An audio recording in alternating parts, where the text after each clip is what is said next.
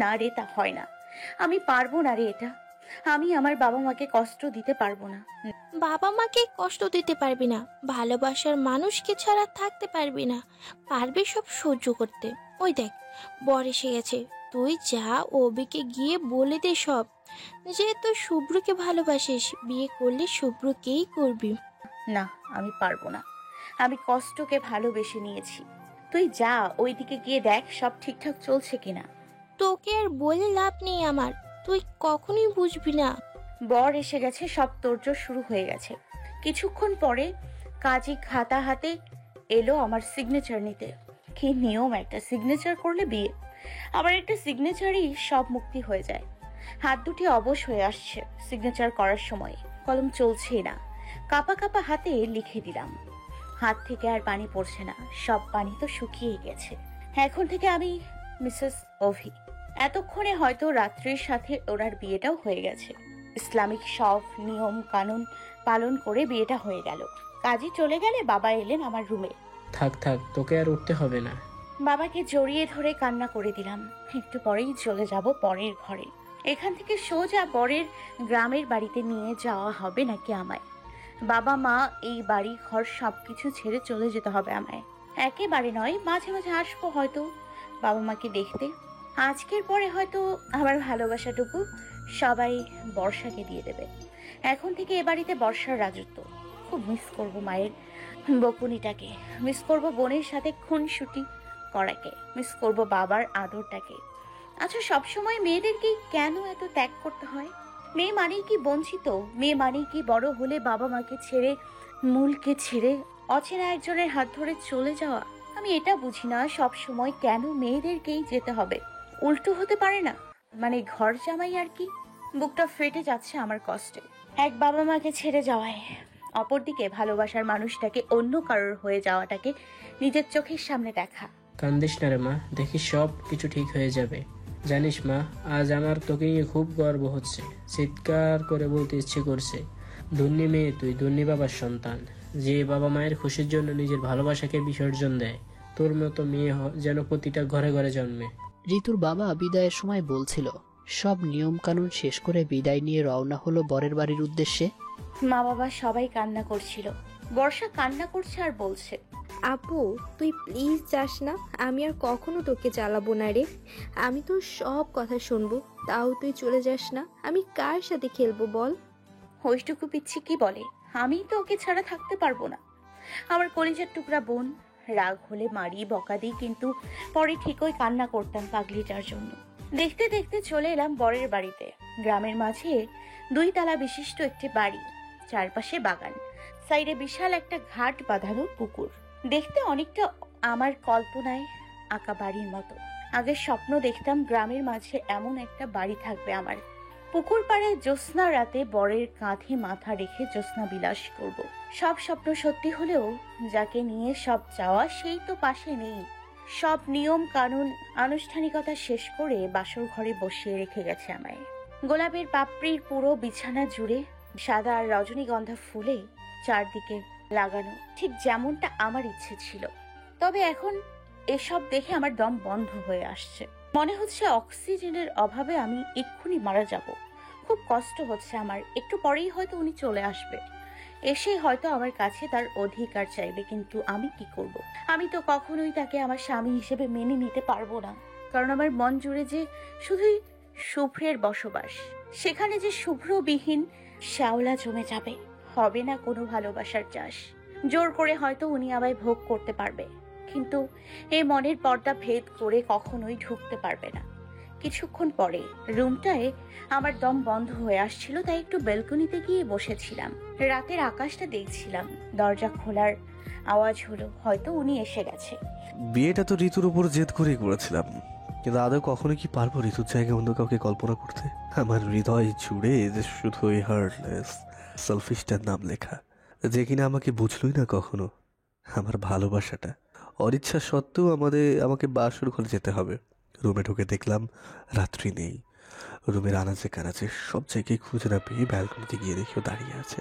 রাত্রি, তুই তো জানিস আমি ঋতুকে ভালোবাসি। ওর উপর রাগ করে আমি বিয়েটা করেছি। আমি তোকে কখনোই বউয়ের মর্যাদা দিতে পারবো না। ব্যালকনিতে দাঁড়িয়েছিলাম, হঠাৎ দরজা খোলার আওয়াজে পেছনে তাকাই। তখন ওই কথাগুলো বলে। ভয়েস শুনে তো আমি একই দেখছি, আমি জল্লাদের বংশধর, মানে উনি থুকু শুভ্র দাঁড়িয়ে আছে আমার সামনে বরবেশে। কিন্তু উনি এখানে কি করে? অভি কোথায়? আপনি আপনি এখানে কি করছেন? তুমি তুমি কি করছো এখানে? রাত্রি কই? আমি এখানে মানে এটা আমার বরের বাড়ি, কিন্তু তার আগে আপনি বলুন এখানে কি করছেন আপনি? এই মেয়ে, মাথা ঠিক আছে তোমার? এটা আমার বাড়ি। কি? তাইলে আমার বর কই? আপনি তাকে গুম করে দিয়েছেন মনে হয়। হ্যাঁ। দুজনের চিৎকার চেঁচামেচি শুনে রুমের মধ্যে সবাই জড়ো হয়ে গেছে। কে রে শুভ্র, কি হয়েছে? চেঁচামেচি কিসের? কি হয়েছে? কি হয়নি তাই বলো। রাত্রি কোথায়?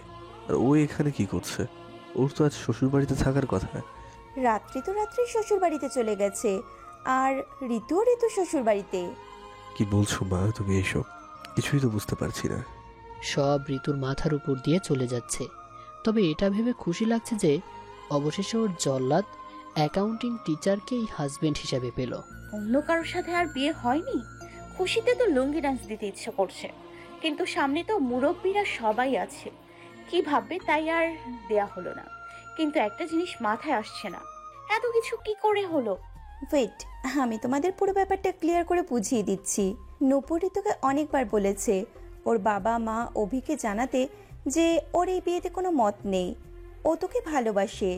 কিন্তু ঋতু ওর বাবা মায়ের সম্মানের কথা ভেবে জানায়নি, নিজেই সব কষ্ট মেনে নিয়ে নকল হাসি মুখে এনে বিয়ের পিড়িতে বসেছিল।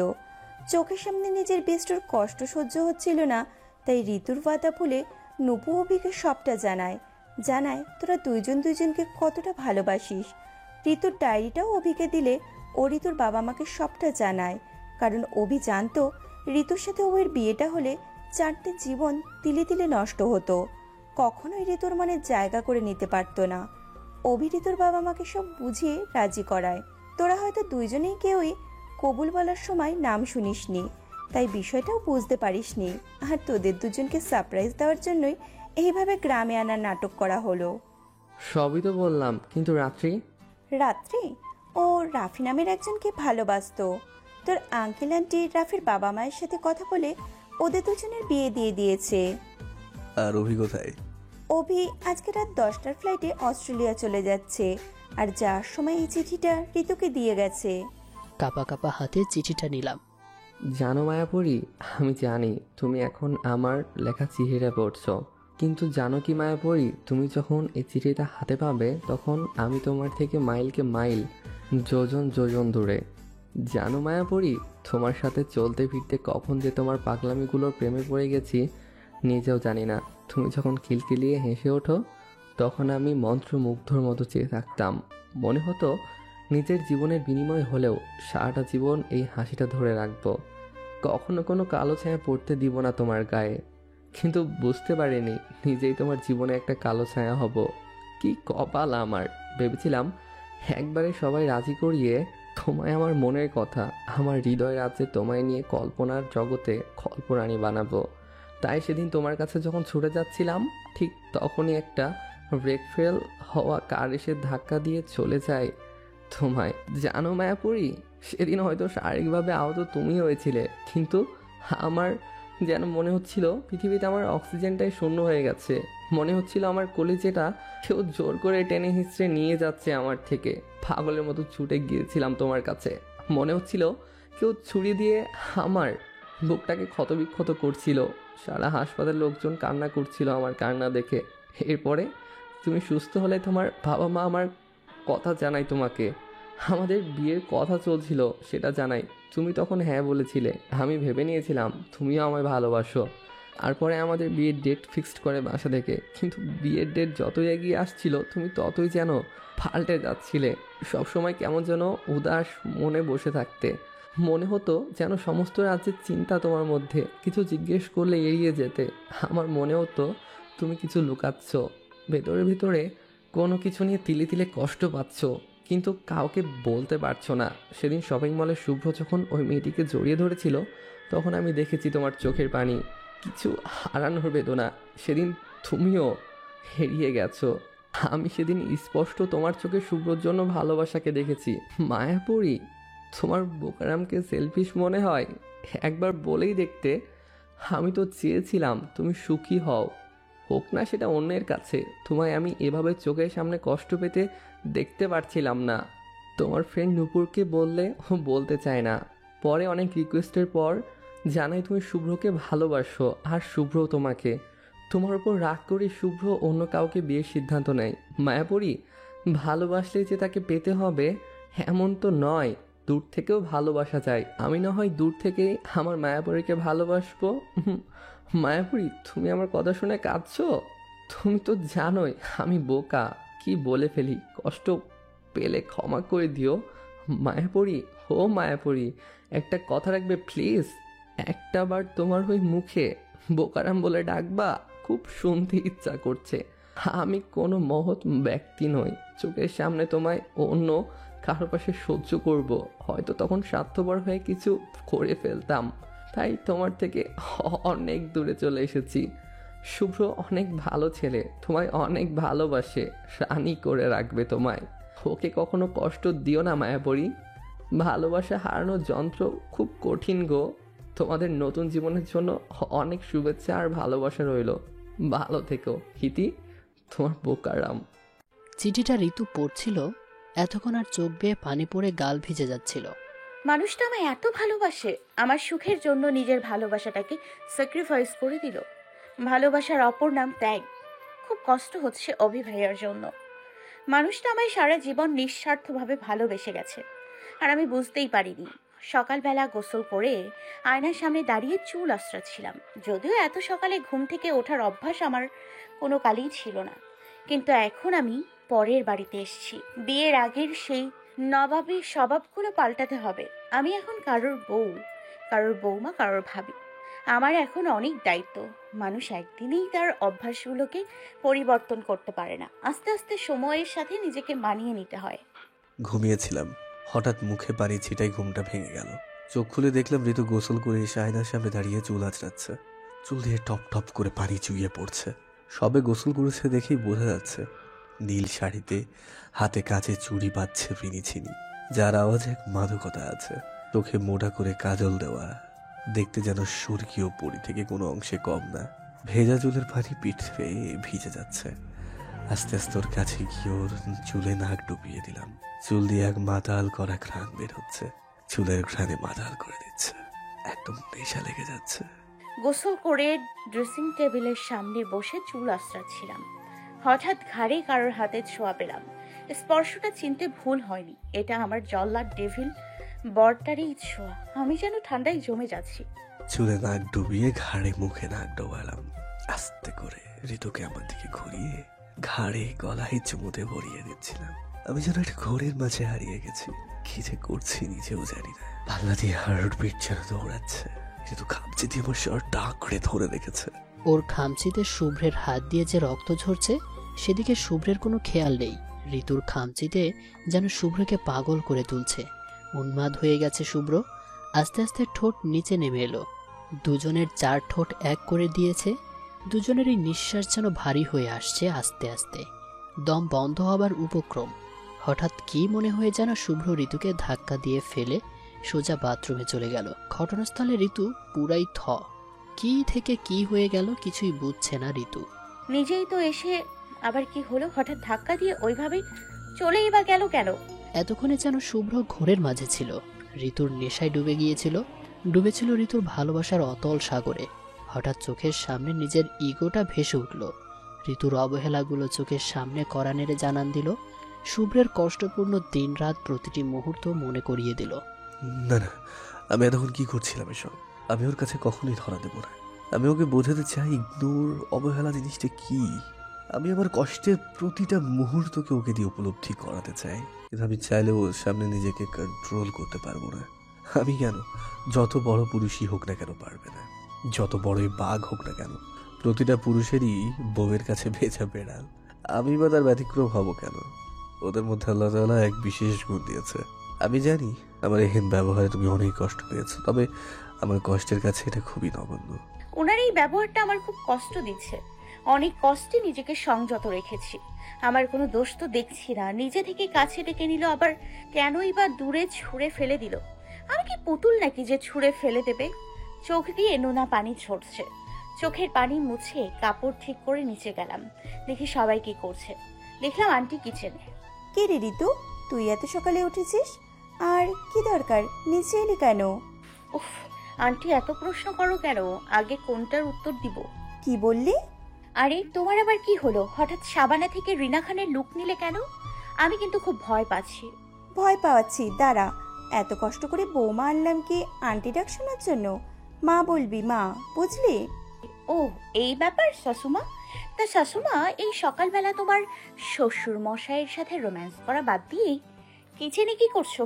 শয়তান মেয়ে, এত দুষ্টু হয়েছিস না? হ, জানি আমি দুষ্টু। ওরে আমার লজ্জাপতি শাশুমারে। থাক, আপনারে আর লজ্জায় লাল টমেটো হতে হবে না। দেন, আজকে আমি সবার জন্য নিজ হাতে চা বানাবো। চা বানাবি তুই? আমি থাকতে তোকে কাজ করতে হবে না। তাছাড়া বাড়িতে কাজের লোক আছে কি জন্য? বারে, আমি কি তোমাদের জন্য একটু চাও করতে পারি না? হয়েছে হয়েছে, আর ঢং করতে হবে না। চাটা করে শুভ্রকেও দিয়ে আসিস। আর শোন, কাপড় পাল্টে আলমারিতে শাড়ি রাখা আছে, চেঞ্জ করে নিস। এটা গ্রাম, তাই সবাই নতুন বউ দেখতে ছুটে আসবে। হুম। আজকে শুভ্রদের বাড়িতে বৌভাতের অনুষ্ঠান চলছে। শহরে আবার বড় করে করবে। শুভ্রদের সব রিলেটিভসরা ঋতুকে দেখে যাচ্ছে আর প্রশংসায় পঞ্চমুখ। মাঝে মাঝে দু একজন মুরব্বী ঋতুকে বিভিন্ন ধরনের ঘরোয়া প্রশ্নও করছে। ঋতু শান্ত মেয়ের মতো চুপচাপ সব প্রশ্নের উত্তর দিয়ে যাচ্ছে। শুভ্র তো হাঁ হয়ে আছে ঋতুকে দেখে। আরে, ঋতুর সাজ দেখে না, এই যে শান্ত হয়ে সবার প্রশ্নের জবাব দিচ্ছে আর সবাই প্রশংসায় পঞ্চমুখ হচ্ছেন। মাটির মতো মেয়ে নাকি ঋতু? শুভ্র মনে মনে গালি দিচ্ছে। কত যে শান্ত ভদ্র তা আমি জানি। ওর বাইরে এক রূপ আর ভেতরে এক। দেখতে দেখতে কেটে গেল কয়েকটা দিন। এ কয়দিনে ঋতু অনেক চেষ্টা করেছে শুভ্রের সাথে কথা বলার, কিন্তু শুভ্র সবসময় ইগনোর করে চলে গেছে। বিয়ের 2 সপ্তাহ হতে চলল, প্রয়োজন ব্যতীত হুহা ছাড়া কোনো কথা বলেনি শুভ্র। আর কত শাস্তি দেবেন উনি আমায়? উনি কি বোঝেন না আমার কষ্ট হয়? ওনার এই অবহেলাটা আমি সহ্য করতে পারছি না, খুব কষ্ট হয়। দেখানোর মতো হলে বুকটা চিরে দেখাতাম। ভার্সিটিতে যাওয়ার সময় শুভ্র, আম্মু, আম্মু। কে রে, কি হয়েছে? আমি নিচে অপেক্ষা করছি। 5 মিনিটের মধ্যে তোমার গুণধর বৌমাকে বলো রেডি হয়ে যেন নিচে যাই। বিয়ে করে কি পড়াশোনা লাটে তুলে দিয়েছে? বলেই হন হন করে নিচে চলে গেল শুভ্র। আমি দাঁড়িয়ে সবকিছু শুনলাম। আমাকে শুনিয়ে শুনিয়েই কথাগুলো বলল। আচ্ছা, কথাটা কি ও নিজে এসে আমাকে বলতে পারতো না? আমার সাথে কথা বললে কি ওর মুখ ফসকে পড়ে যাবে? নাকি 2 মিনিট নেই হাতে, গাড়ির হর্ন বাজানো শুরু করে দিয়েছে? আমি তো মানুষ নাকি রোবট? এত তাড়াতাড়ি কেমনে হয়? নিজে তো শার্ট প্যান্ট পরে, তাও আমার সব কিছু গুছিয়ে দেয়া লাগে। যাই, দেরি হলে আবার চিল্লাপাল্লা শুরু করে দেবে। রেডি হয়ে নিচে গেলাম। দেখলাম উনি ড্রাইভিং সিটে বসে আছে। আমিও গিয়ে বসে পড়লাম। একবারও আমার দিকে তাকানোর প্রয়োজন মনে করলো না। দেখলাম কালো রঙের একটা 3 পিস পরে, চোখে মোটা করে কাজল দিয়ে, চুলগুলো ছেড়ে দিয়েছে, মন খারাপ করে বসে আছে। ও হয়তো ভাবছে আমি ওর পছন্দের কালারের 3 পিস পরেছি। একবারও তাকালো না। মনে মনে হয়তো আমায় গালিও দিচ্ছে। লুকিং গ্লাসে লুকিয়ে লুকিয়ে দেখছি, তবে ওকে বুঝতে দিইনি। ওগুলো বাতাসে উঠছে, কিছু এলোমেলো চুল বারবার আছড়ে আমার মুখে এসেই পড়ছে। এই মেয়েটা তো দেখছি আমাকে পাগল করেই ছাড়বে। চুল দিয়ে এক ধরনের মিষ্টি ঘ্রাণ বের হচ্ছে। আমি লুকিয়ে সেই স্বাদ দিচ্ছি। হ্যাঁ, এইভাবে চলতে থাকলে তো আমি নিজেকে কন্ট্রোলই করতে পারবো না। এই মেয়ে, আমার জেলের ঘানি টানানোর খুব শখ জেগেছে, তাই না? চুল ছেড়ে দিতে কে বলেছিল তোমায়? হ্যাঁ, বারবার এসে মুখে পড়ছে। আমার ড্রাইভ করতে সমস্যা হচ্ছে, সেটা তুমি কি বুঝতে পারছো না? যত সব কোথাকার। কি বলছেন উনি এসব? আমি ওনাকে জেলে পাঠাবো? আমার সম্পর্কে ওনার মনে এমন ধারণা জন্মেছে। একসময় উনি আমার চুলে ঘ্রাণ নিতে চাইতো, আমার চুলের মাঝে বিলীন হতে চাইতো। আর আজ আমি কি এখন এতটাই খারাপ হয়ে গেছি? বলেই চুল খোবা করে ফেলল ঋতু। দেখলাম ওর চোখে পানি টলমল টলমল করছে, মনে হচ্ছে এক্ষুনি বৃষ্টি নেমে পড়বে। আমার এভাবে রিয়াক্ট করাটা ঠিক হয়নি, কিন্তু কি করব?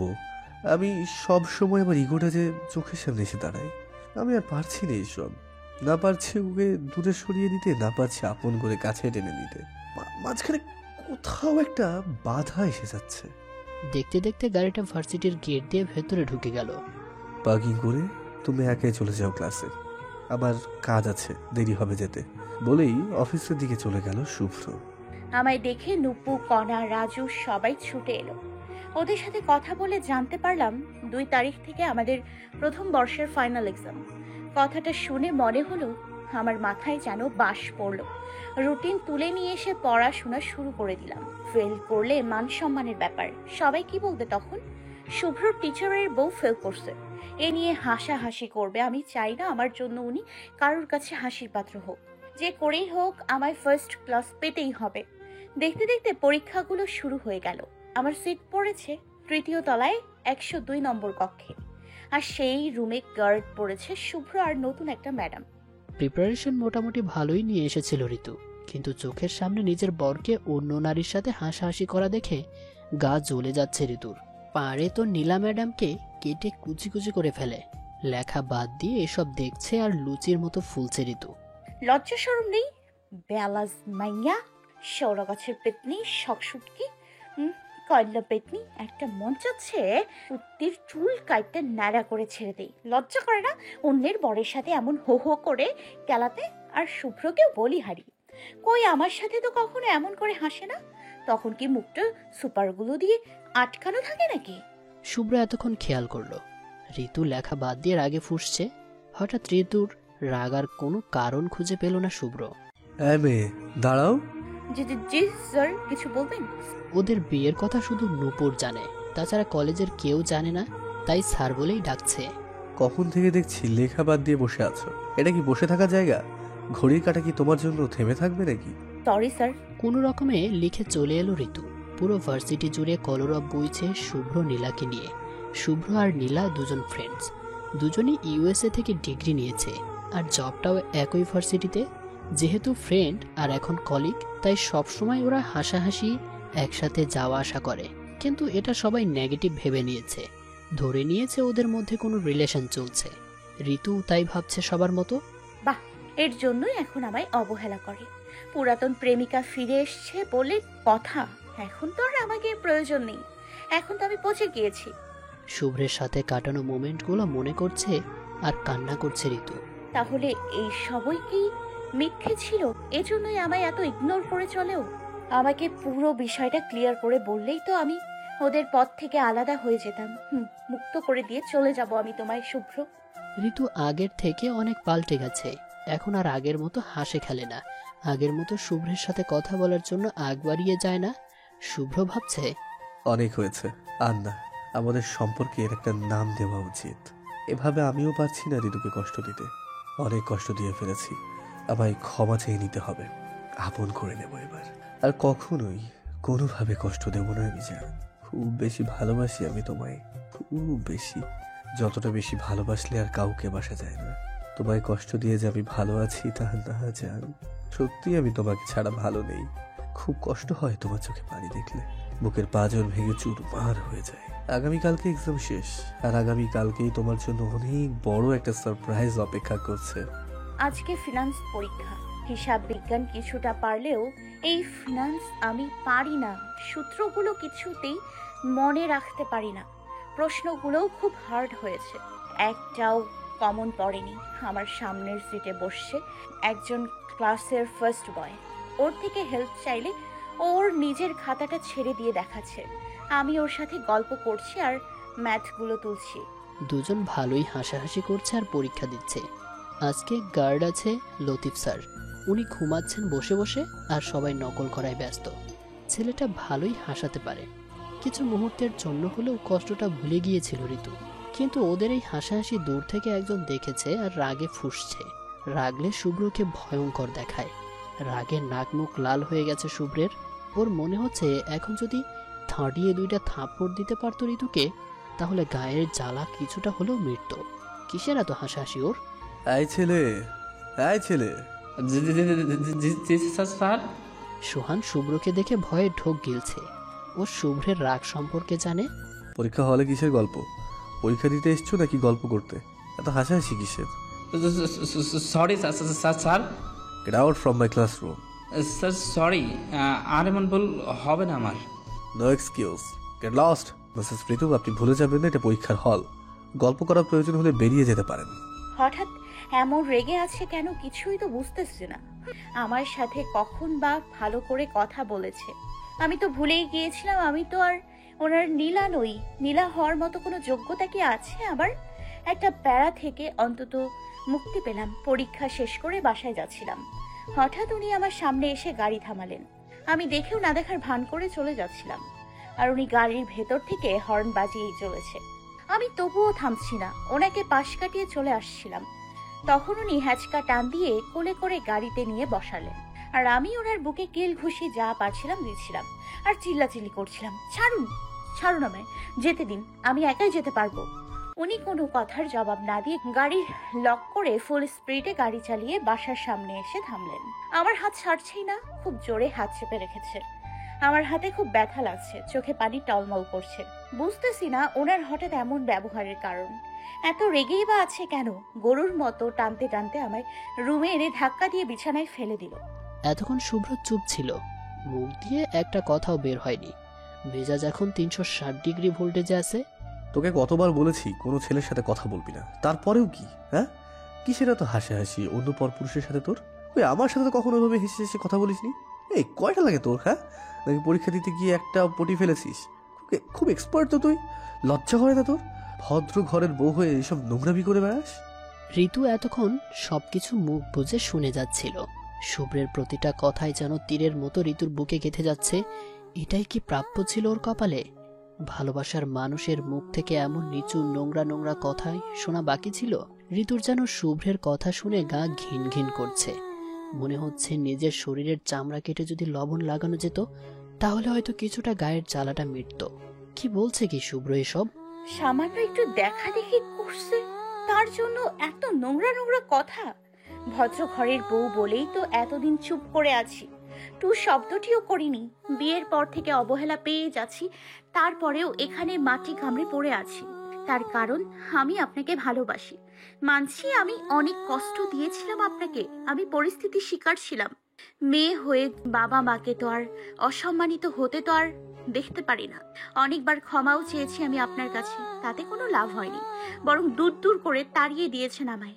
তারপরেও আমি চুপচাপ সব সয়ে গেছি। বললে না কয়টা লাগে আমার? ভদ্র ঘরের বউ হয়ে আমি এসব করে বেড়াই, তাতে আমার লজ্জা করে না? আরে আমি তো মাত্র আমার প্রশ্নের উত্তর কমন পড়েছিল না, তাই একটু ওর থেকে হেল্প নিলাম, আর সৌজন্যতা রক্ষার্থে হাসি দিয়েছি। যার মন যেমন তার চিন্তাধারা তো তেমনই হবে, তাই না? কই, আমি তো কখনোই আপনাকে আর নীলা ম্যামকে একসাথে দেখে কখনো সন্দেহ করিনি। আমার সামনে দিয়ে সবাই বলা বলি করে গেছে শুভ্র স্যার আর নীলা ম্যামের কাপলটা কিন্তু খুব মানিয়েছে। শুনলাম ওনারা শীঘ্রই বিয়ে করে ফেলবে। একসাথে ইউনিভার্সিটিতে পড়াশোনা করেছে, আবার এখন একই ইউনিভার্সিটিতে জব করছে। প্রেম তো জমে ক্ষীর। কই, আমি তো কখনোই আপনাকে বলিনি আপনাদের মধ্যে সম্পর্কটা কি। আমি কখনোই এত নোংরা জঘন্যতম ভাবনাকে আমার মনে ঠাঁই দেইনি কখনো। যাকে ভালোবাসি নিজের থেকেও বেশি, তাকে সন্দেহ করি কি করে? তাকে সন্দেহ করা আর নিজের ভালোবাসাকে গলা টিপে হত্যা করা একই কথা। আমার ভাবতেই অবাক লাগছে, যাকে আমি ভালোবাসি তার কাছে আমার সম্পর্কে এমন জঘন্য ভাবনা থাকতে পারে। মেঝেতে লুটিয়ে পড়ে কান্না করছে ঋতু। ঋতুর বলা কথা শুনে যেন পায়ের তলার মাটি সরে গেল শুভ্রের। কি বলো মেয়েটা? আমাদের নিয়ে সবাই এমন নেগেটিভ ভাবনা করে বেড়াচ্ছে ওর সামনে, আর ও সব চুপচাপ সহ্য করে গেছে। না জানি বাচ্চা মেয়েটা কত কষ্ট পেয়েছে। ভালোবাসার প্রতি এই বিশ্বাস করে পারলাম এমন নিচু মন মানসিকতার পরিচয় দিতে। আমি সব সময় ওকে ভুল বুঝে অবহেলা করে গেছি, কখনোই ভালোবেসে কাছে টেনে দিইনি। বিয়ের পর থেকে ওকে শুধু কষ্টই দিয়ে গেছি, কিন্তু কখনোই বোঝার চেষ্টা করিনি, অনুভব করিনি ওর কষ্টটাকে। শুধু নিজের কষ্টের কথাই ভেবে গেছি স্বার্থপরের মতো। অবহেলায় অবহেলায় সেই হাসি খুশি মেয়েটা কেমন যেন হয়ে গেছে, চোখের নিচে একদম খালি পড়ে গেছে। একই ঘরে একই ছাদের নিচে থেকেও কখনো খেয়াল করার চেষ্টাও করিনি। শুকিয়ে কাঠ হয়ে যাচ্ছে দিন দিন। আমি কত বড় অন্যায় করেছি ওর সাথে, কখনো একটু শব্দটাও করিনি। তুমি কি মানুষ মনে হয় না? আর কষ্ট দেবো না আমার প্রেয়সীকে। আচ্ছা, ওকে আমায় ক্ষমা করে দেবে? নিশ্চয়ই দেবে। ঋতুর সামনে হাঁটু গেড়ে বসে। আমি জানি অনেক বড় অন্যায় করেছি তোমার সাথে। আমি অপরাধী, অনেক বড় অপরাধী, যার কোনো ক্ষমা নেই। অনেক কষ্ট দিয়েছি তোমায়, ক্ষমা চাওয়ার মুখ নেই আমার তোমার কাছে। আর একটা বার সুযোগ দেবে কি আমায়? কথা দিচ্ছি, কখনো পানি আসতে দেবো না চোখে। আমি তার হাতটা ধরে বললাম, ভালোবাসায় পরম যত্নে আগলে রাখবো এই বুকে, ছায়া হয়ে থাকবো পাশে মরণের আগে পর্যন্ত। বলবো না ভালোবাসা দাও, তবে কখনো ভালোবাসতে আমায় বাধা দিও না। ঋতুহীনা শুভ্র যে অচল, শুভ্রের একমাত্র অক্সিজেন যে ঋতু। প্লিজ কখনো ছেড়ে যেও না আমায়, আমি তোমায় ছাড়া বাঁচতে পারবো না। আর পারলাম না নিজেকে ধরে রাখতে। শুভ্রকে জড়িয়ে ধরে কান্না করছে ঋতু। এই কথা কখনোই মুখে আনবেন না প্লিজ। আপনাকে ছাড়া আমি থাকতে পারবো না। আপনি বোঝেন না কেন? আমি ভালোবাসি আপনাকে। আপনার অবহেলা আর সহ্য করতে পারছি না আমি। খুব কষ্ট হয় যে মুখটা ফেটে যায়। আপনাকে ছাড়া যেখানে আমি কল্পনাই করতে পারি না কিছু, সেখানে ভাবলেন কি করে আমি অন্য কারোর সাথে? আমি ভুল করেছি, প্লিজ ওসব মনে করিয়ে আমায় লজ্জা দিও না। অতীতকে পিছনে ফেলে সামনে আগাতে চাই। মনে করো এটা আমাদের একটা স্বপ্ন ছিল, ঘুম ভাঙতেই স্বপ্নটা ভেঙে গেছে। আমরা আবার সবকিছু নতুন করে শুরু করবো। ঋতুর মাথায় নাক ডুবিয়ে, কতদিন চুলে শ্যাম্পু দাও না বলো তো? তোমার চুল দিয়ে কেমন দুর্গন্ধ বেরোচ্ছে। বলি কি এটা হতে পারে? আসলে কয়েকদিন সবকিছুই অনিয়মিত করছি। বিয়ের পর থেকে যা ঝড় বইছে আমাদের জীবনে। কি ভাবছো? যাও তাড়াতাড়ি ভালো করে চুলে শ্যাম্পু দিয়ে গোসল করে আসো। আমার খুব খিদে লেগেছে, তাড়াতাড়ি করো। যাচ্ছি আপনি 10 মিনিট খাড়ান, আমি 50 মিনিটে আসতেছি। বলেই দৌড় মেরে বাথরুমে চলে গেল ঋতু। কি শয়তান মেয়ে রে! 10 মিনিট খাড়ান, 50 মিনিট আসছি। যাক, অনেকদিন পর মুখে আসি দেখলাম। বাথরুমে গোসল শেষে এই কি, আসার সময় তো কোনো জামা কাপড় আনিনি, এখন কি হবে? আস্তে করে বাইরে মাথা বের করে উকি দিলাম। দেখলাম উনি ল্যাপটপ বের করে কি যেন করছে। শুনছেন? কিছু বলবে? মানে হ্যাঁ, আমি আসার সময় বাথরুমে জামা কাপড় আনতে ভুলে গেছি। তো মানে আমার লাগেজের ভেতর থেকে একটা শাড়ি বের করে দেবেন? শুভ্রের মুখে দুষ্টুমির হাসি খেলা করছে। দিতে পারি, তবে একটা শর্তে। কিসের শর্ত? আমাকে পাপ্পি দিতে হবে একটা। অসম্ভব, আমি পারবো না। ওকে, নো প্রবলেম, তাহলে আমিও দিতে পারবো না। দেখুন, এটা কিন্তু ঠিক হচ্ছে না। তাই নাকি? তা কি ঠিক শুনি? দেখলাম ও চুল বেয়ে পানি গড়িয়ে পড়ছে সমস্ত শরীরে। দেখতে এক অন্যরকম লাগছে। আমি ঘোরের মাঝে হারিয়ে যাচ্ছি। হঠাৎ করে ঋতু খপ করে এসে আমার হাত থেকে শাড়ি নিয়ে বাথরুমে পালালো। আমি হা করে তাকিয়ে আছি। এটা কি হলো? যা হওয়ার তাই হলো। ওকে, আমিও দেখে নেব রাত্রে কোথায় পালাও আমার থেকে। রাত্রে খাওয়া দাওয়ার পরে শোভার ঘরে বসে আছি। শোভা আমায় সাজিয়ে দিচ্ছে, ঠিক যেমনটা আমায় বিয়ের দিন সাজানো হয়েছিল, ঠিক তেমনই। ওনার কড়া নির্দেশ, উনি না ডাকা পর্যন্ত যেন আমি রুম থেকে না বের হই। কি করছে এতক্ষণ কে জানে। আর এদিকে শোভা আমায় পচাচ্ছে। লজ্জায় মাটির সাথে মিশে যেতে ইচ্ছে করছে। ভাবি, তুমি একটু অপেক্ষা করো, তোমার বর এখনই এসে তোমায় পঙ্খিরাজি করে নিয়ে যাবে। খুব মজা নেওয়া হচ্ছে তাই না? দাঁড়াও, তোমার ভাইকে বলে তোমার একটা ব্যবস্থা করছি। শুভ্র এলো, সাদা পাঞ্জাবি পরেছে। আমি তো আবার ট্রাস্ট।